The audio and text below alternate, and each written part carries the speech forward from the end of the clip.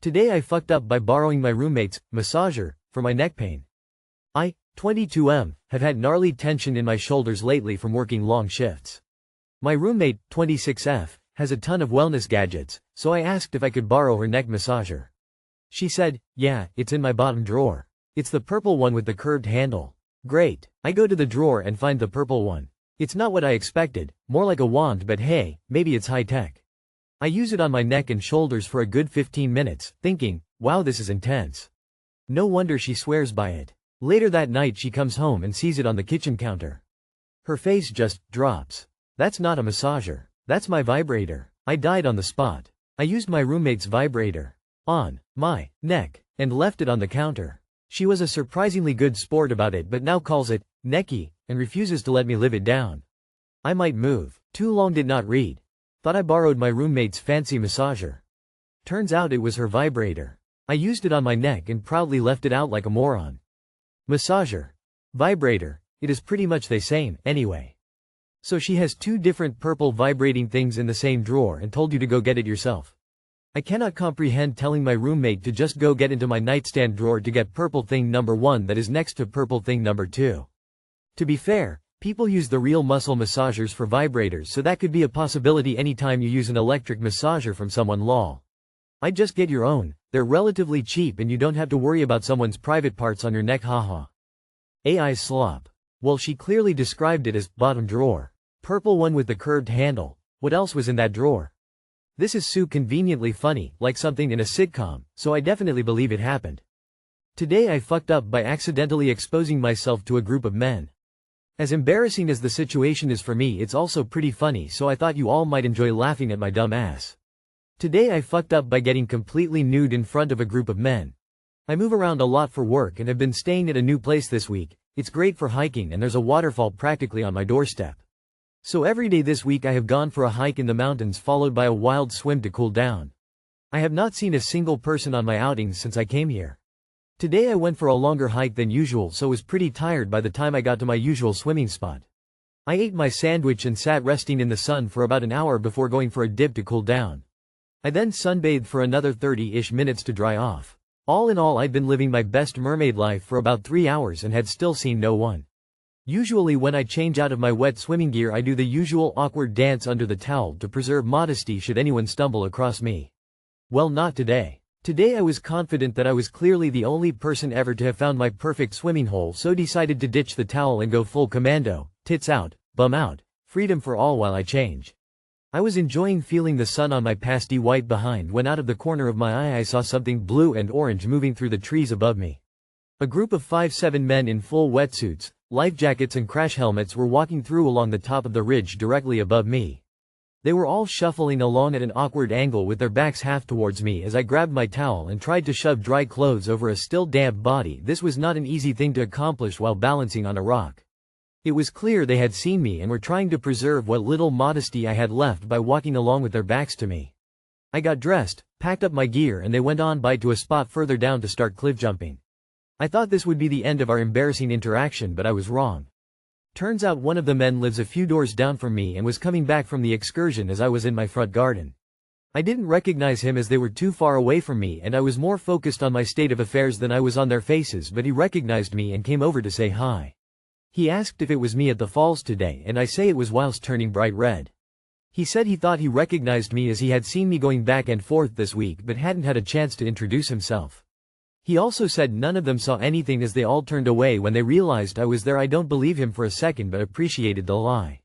It turns out he works for an outdoor adventure club and takes tourists to different outdoor activity places including the local waterfall to swim and cliff jump.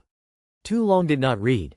Today I fucked up by getting naked whilst changing out of my wet swim gear in front of a group of tourists who definitely all saw my butt and probably some boob. Also one of them is my new neighbor. Well, they sure got a nice view of nature. Best meet cute ever. The average man has seen over 1,000 naked women by the time he is 25 thanks to the internet. Not sure if that makes you feel less embarrassed, but I promise they didn't see anything they haven't already seen countless times before. They will likely forget by next Tuesday, except your next door neighbor. He will definitely remember forever, but that's only because he regularly sees you and will be reminded. Group of guys walking to go cliff jumping. The sun is shining, the birds are chirping, the waterfall is cascading beautifully. A full day of cliff jumping ahead of us. Boy, I don't think there's a single thing that could make this day any better. Maybe I need to get out and hike more. Lol, the tour guide knew and was just trying to boost his 4-star ratings to 5-star. Today I fucked up by jacking it in the shower. Out of town at a hotel for a conference, high-speed internet and mobile phone in hand, step into the dry shower at the end of a long day at work downstairs. Using the provided lube, conditioner, my work was done in short order. I then turned on the shower to warm up and went back into the main room to put down my phone. Here's the fuck up we all know, or should, that the best way to clean a protein-rich, goopy substance, does not involve hot water. In fact, hot water just leaves the slippery proteins while washing away the water-soluble parts. Forgetting this, I boldly stride into the glass-walled shower only to nearly break my damn legs and neck as I slid in from one side to the other on what felt like warm ice, barely catching myself on the shower grip handles. Now my foot hurts. Too long did not read.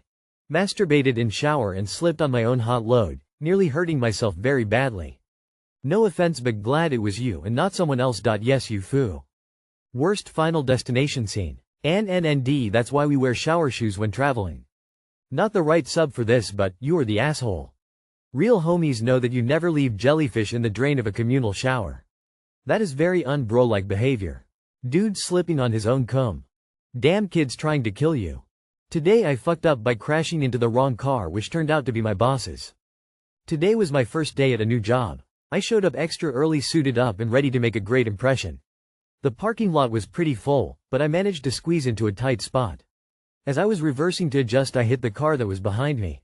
I'd clipped the bumper. It didn't look too bad, but still pretty obvious. I don't know if it was the enthusiasm for the job or from the wind that I hit the night before on Grizzly's Quest, like I just wasn't focused, which was entirely my fault.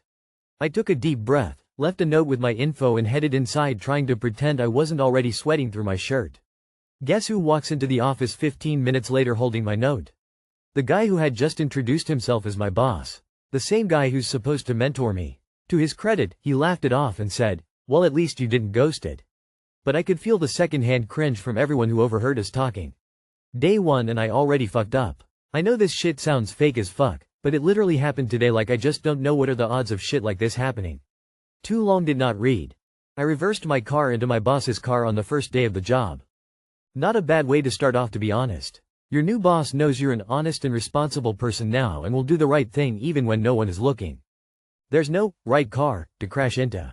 Bashing a car in the car park happens, your boss will get over that. Leaving your note and dealing with it showed excellent character, he'll remember that forever. I've learned that you build better, stronger relationships with people when shit goes wrong. An apology done right is a great thing. Own it, be real, say thank you for their understanding and move on. All the best with the new job. Try not to fuck up. Lol, your title makes it sounds like there was a right car to crash into XDDD. Back in 1985, I got a job as a tech at a dealership. First day went great. Second day, first thing I raised a brand new car on my hoist and found out the hard way the roof was too low to allow that. I destroyed the hood on a brand new Volvo. I wondered if I could get my old job back. I called the service manager over, showed him, and said I screwed up, whatever you had to do I understand. I stood there dying inside for what seemed like an hour, but was probably 5 seconds, and then my service manager said, "I guess I forgot to tell you about that." That man mentored me, which led to the rest of my career. Honesty paid. What's the right car to crash into?